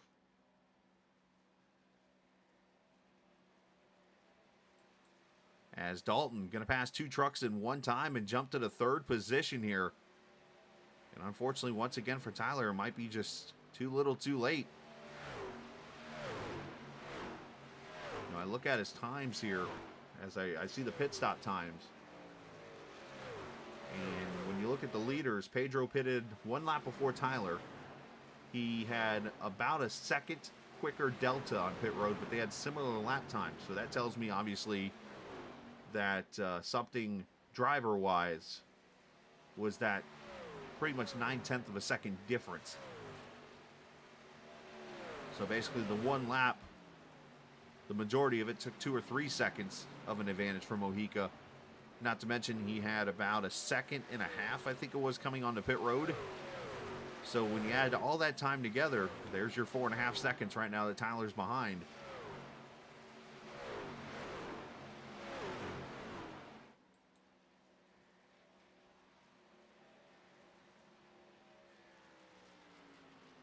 And 14 laps to go, and knowing Jimmy, he's got the positive attitude of finishing second in a race like this, but you know there's probably something deep down inside. It's like, could something happen here and just gotta give you a chance to win? Let's go back here. I see one truck just caught the walls at one of the 811 trucks, Jeff Ryan. As Wetzel gets around him. And I'm watching the battle here with Higman and Tommy Ryan. This is the 6th place battle.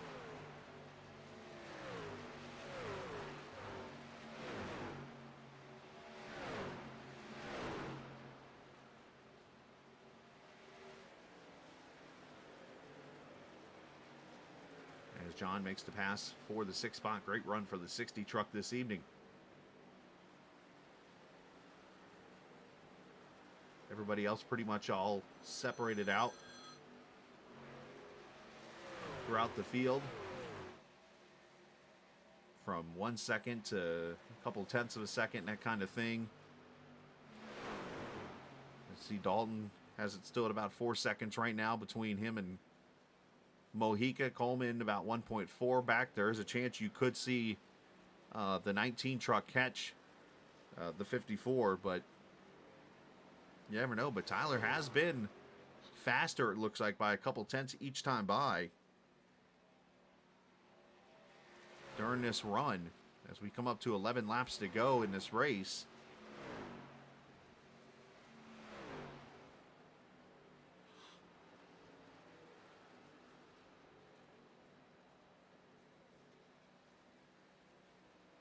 A 1.7 second lead right now over the 54, as I mentioned, from Mojica. Let's go back here to a battle with 12th and 13th, and Tom Dreiling, who's had a great run throughout the night. David Comstock there in front of him. Remember, he's on 2 tires. He tried that strategy a little bit ago as he battles for position.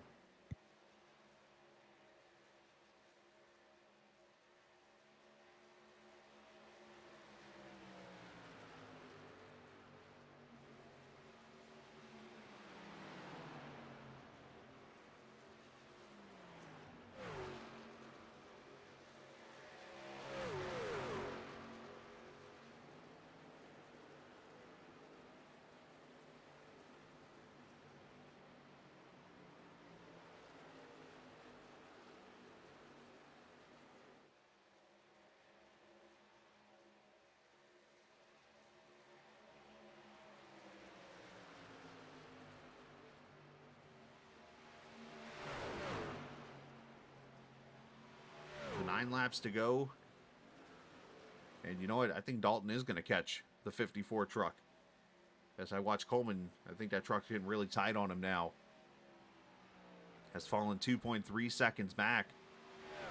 This would be the point of the race. Not that I'm wishing ill will on anybody, but this would be the point of the race. Those guys on those older tires that pitted, like Tommy Ryan at lap 98, Comstock at 94, Dreiling at 90, they probably would like a yellow right here. Because it would put everybody back in the same number, basically, than those who came to pit road during the caution last time by and allowed them to get tires, and they kind of were able to pull away there, make the passes, and we've been green ever since then. 7 laps to go.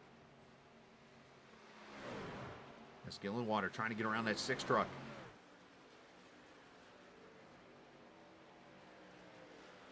Tommy Ryan, Bobby Wetzel. We're trying to catch Higman here. That could be the battle for 6th right there as they get closer and closer to each other at the line here. So this race far from over. Stephen Miles watching the broadcast. He's always scouting, always watching, always learning. That's why he's already a better driver than I am, and I've been around here for a decade.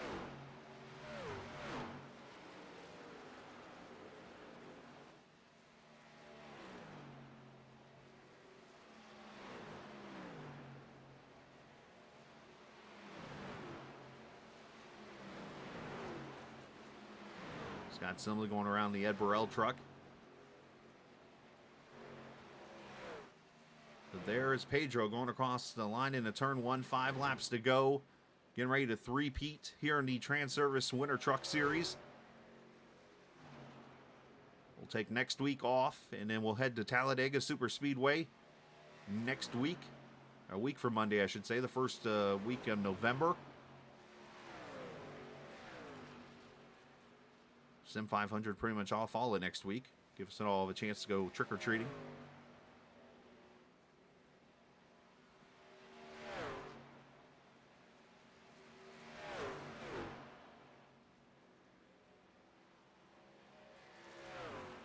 As you see Dalton trying to chase down Coleman here. It's down to a half second. Montesi kind of stretched down Gillenwater there.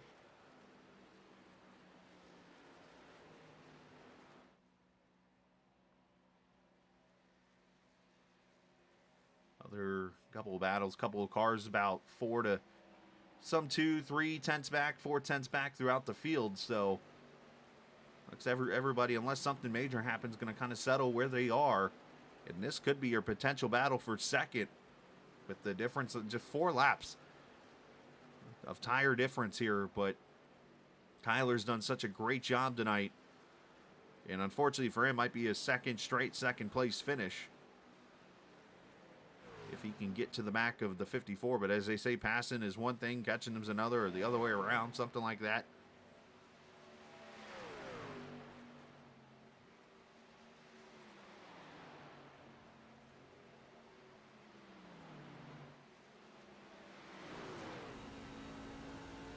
He's trying to get to him.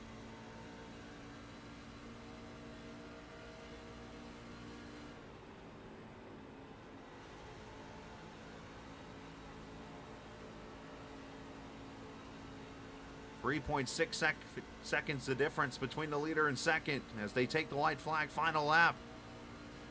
As Pedro's on his way to do it again as we watch the battle for second here.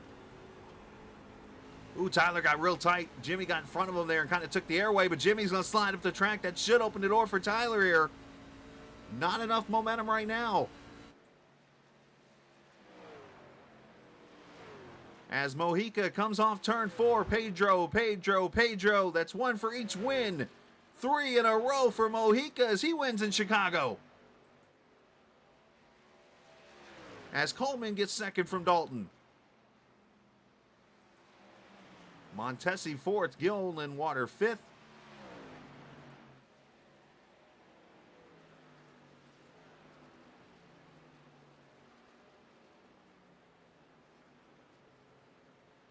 Pedro started 23rd tonight. and strategized and worked his way slowly through the field. It was not easy. He took the lead in the later half of the race and was able to pull away and get the win here in the Transervice Truck Series. Well, he will burn it down.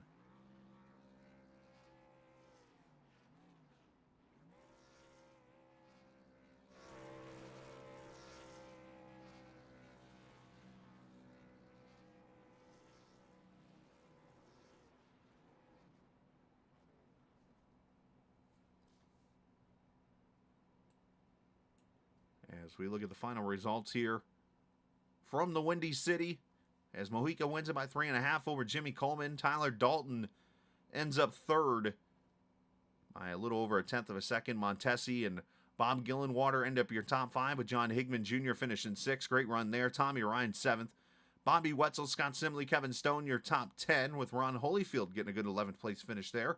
David Comstock, Tom Dreiling finishing 13th, with Brian Wortman and Eric Arnold 14th and 15th. Feel bad for Eric. I wonder if that damage really hurt him more than we thought in the end, but unfortunately last on the leading lap there in the 31 truck. Steve Ritter, Ed Burrell finished 16th and 17th. PJ Luttrell finishing in the 18th position. 19th goes to the Mike Kelly truck. Andrew Teff 20th. Jeff Ryan 21st. Josh Parker 22nd. Kevin Brown 23rd. Brandon Key 24th. Randy Yoakum, Larry Pace, Steve Herring, Gerald Livingston finishing in the 28th position. John Mustian Jr. and Doug Sigmund 29th and 30th positions. As we show you really quickly here, this was the points entering tonight. Of course, Derek Myers not here tonight. Kevin DeBrown with a terrible finish. I think we're looking at John Higman Jr. potentially being the new points leader here when this race is over. It's either going to be him or Jimmy Coleman. One of them two will be the new points leader as we move to the off week here for Halloween. So we'll talk to some drivers here, though, as, well, Tyler's the only one in the waiting room right now, so let's go ahead and get him the third place finisher up here and joins us from the pole tonight. Tyler, I know probably a little disappointing. A couple of things I noticed, though, in that last run, pit stop-wise, looked like you had about a second or so, about 9/10 of a second slower altogether pit stop than Pedro. Not to mention pitting one lap later. Not to mention already being about a second and a half back. Just a lot of factors it seemed like just didn't help you being able to catch him. Yeah, I was a little too easy getting on the pit road, but we raced here a couple weeks ago, and I missed pit road, so I wasn't going to make that same mistake again. And at that point, my intention the entire time was to pit one lap after Pedro and try to run him down on fresher tires. I wasn't going to be able to do anything with him on the same strategy. It sort of sucks. It feels like that we had that race in hand, and then we had some untimely cautions, and some guys with damage stayed out in front of us, and we just sort of got stuck behind some guys that not really sure should have been up there on the restart. And I mean, that let Pedro get by, and then once he got clean air, everyone knows Pedro. He's hard enough to beat on equal footing, but you give him clean air and he's about impossible to go up there and pass. So we were just trying to run it one lap longer than he did. Hopefully maybe come out with a little bit better tires and run him down, or if a caution came out, we were all out of tires and we would have a lap better tires. But might have cost us second trying to do that. We probably needed another lap or two to get Jimmy, but I'll take third and got the pole, led some laps, so we'll go into next week. Yeah, it was definitely tough. You kind of mentioned that restart there where you were kind of getting stuck there. You guys all came in for tires, and you saw Jimmy and Pedro. I think Montesi was another one. Like 3 or 4 trucks got around you as you got stuck up there on that top side. And obviously the clean air, as you mentioned here at Chicagoland, it's just so key. And no matter what lane you do or what lane you're racing in, it's just like trucks are everywhere on the track and just can hurt you. And not to mention the wear of this track itself. You got the big bump in turn 4 and all these different places that had the bumps and things. Just makes it really hard to do what you want to do on here. Yeah, the clean air really was an advantage in 3 and 4. In 1 and 2, you could pretty much match them. But in 3 and 4, just the exit that the car in front got was just almost there's no way to make that up without Right. having some better tires. Well, you did everything you could do, and obviously a good third place finish, good points night for you, and send some shout outs to whoever you like to. Yeah, just want to thank all my teammates in the Sim500 Mafia. We got looks like we got second through sixth there, and then Bobby got eighth. So we had a really good run for the team, even run up there in 11th. So we had a good showing. We just got to find a way to get rid of Pedro. But of course, want to congratulate Jimmy. Me and him ran pretty much nose to tail for most of the race, and he had a good finish. We had a good finish, and like I said, good points day. Absolutely, man. Well, great job tonight. Congratulations on your top three, bud. Thank you. You too. Tyler Dalton, third place finish. Another pole, another top five. That's pretty much all you can do, and know that the next step for him is going to be victory lane very soon for that number 19 truck. So good run for him. So we'll get him down here to the waiting room and bring up his teammate from the Sim500 Mafia, Jimmy Coleman, who falls up a spot short and had to hold off a hard charging 19 truck there. But Jimmy, hold on for second place. Obviously, I'm expecting you to be pretty excited about that.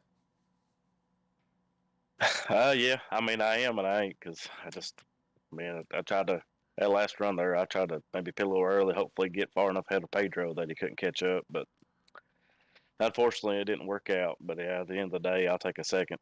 I'll take a second for sure.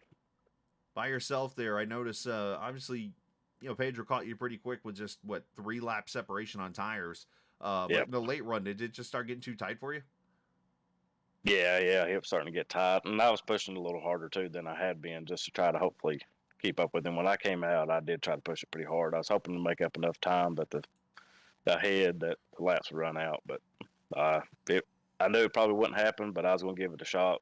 If I'd waited till after he pit, I knew I wouldn't be able to catch him. So I had to take a gamble there, but I come out second. So like I said, it could be a lot worse. It could be, and I'll give you some good news. Looks like you should be the points leader walking out of here tonight. Well, there you go. It was worth it.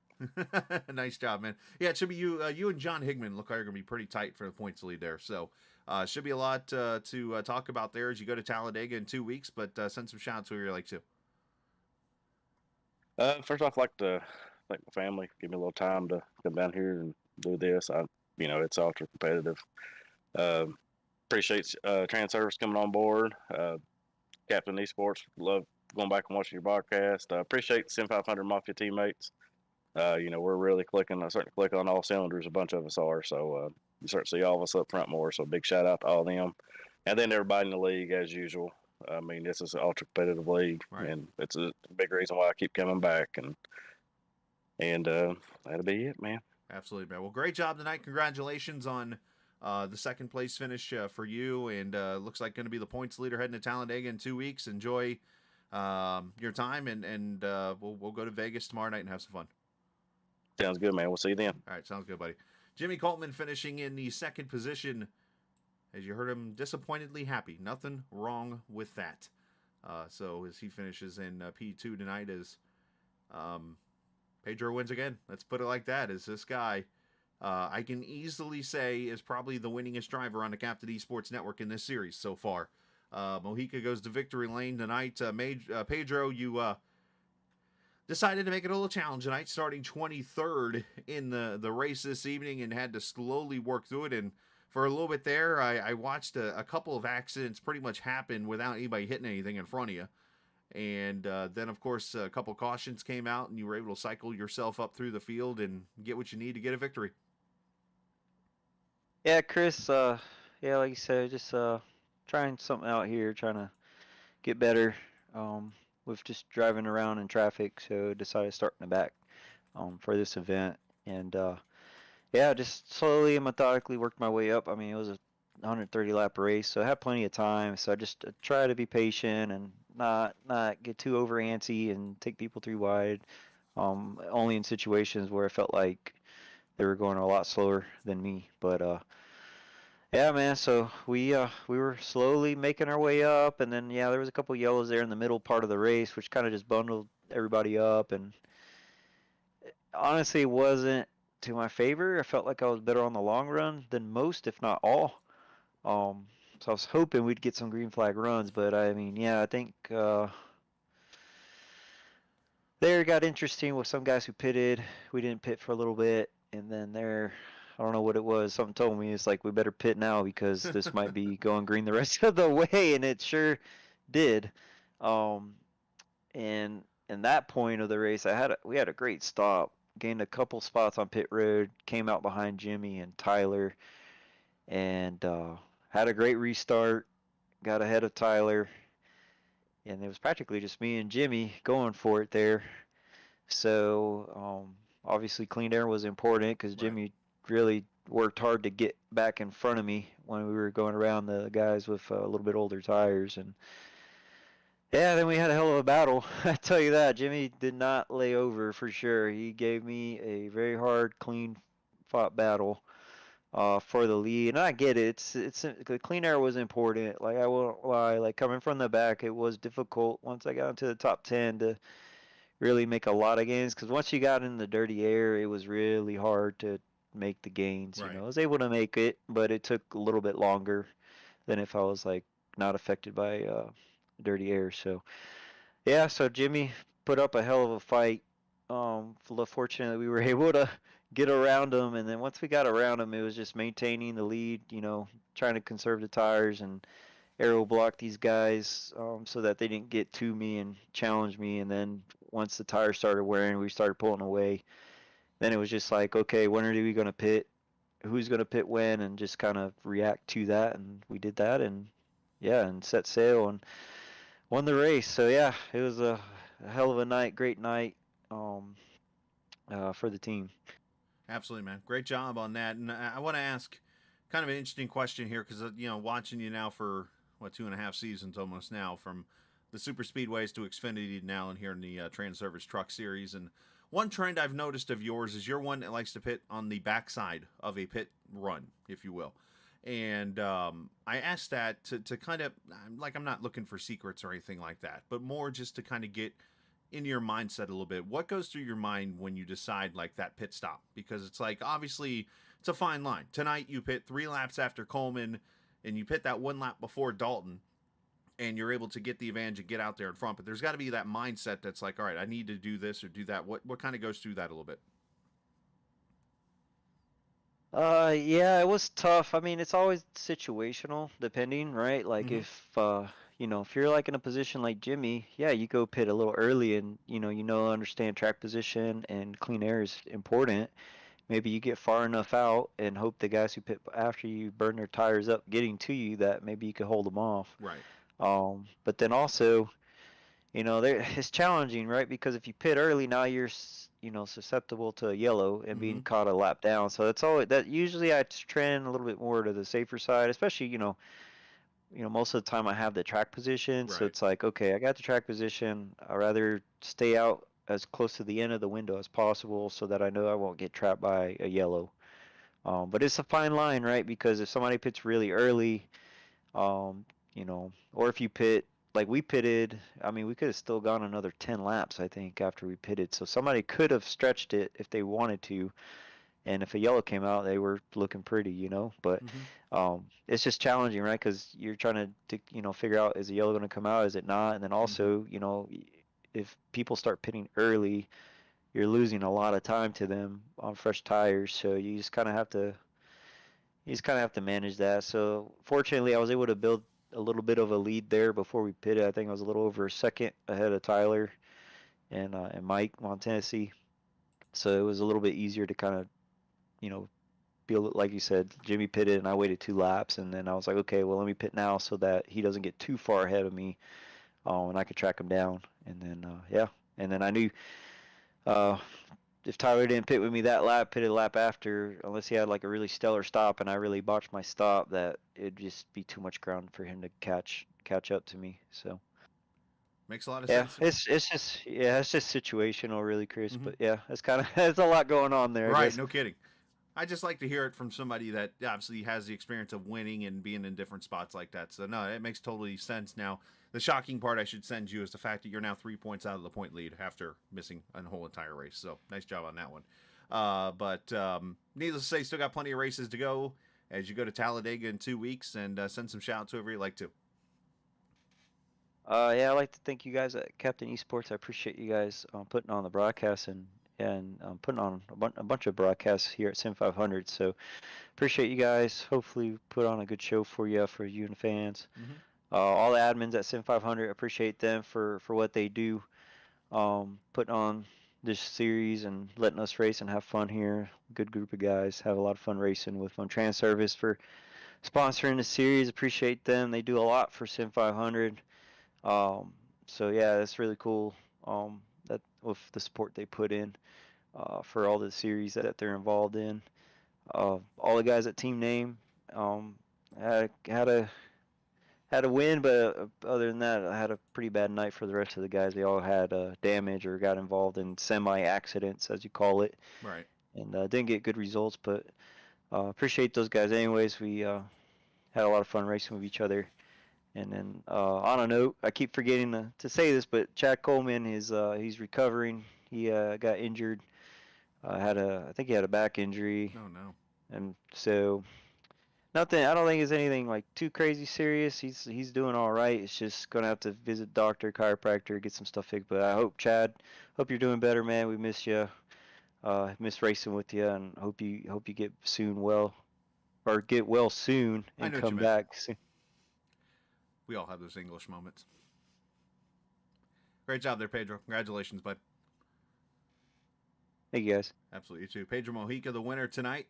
Saying some nice words there about Mr. Coleman and going to victory lane for a third straight week, and let him get ready to go to Talladega in 2 weeks. Again, next Sunday night, we're off for Halloween week, if you will. And then we'll be back on Monday. I was hoping to catch Higman, but apparently he's gone already. So, oh, man.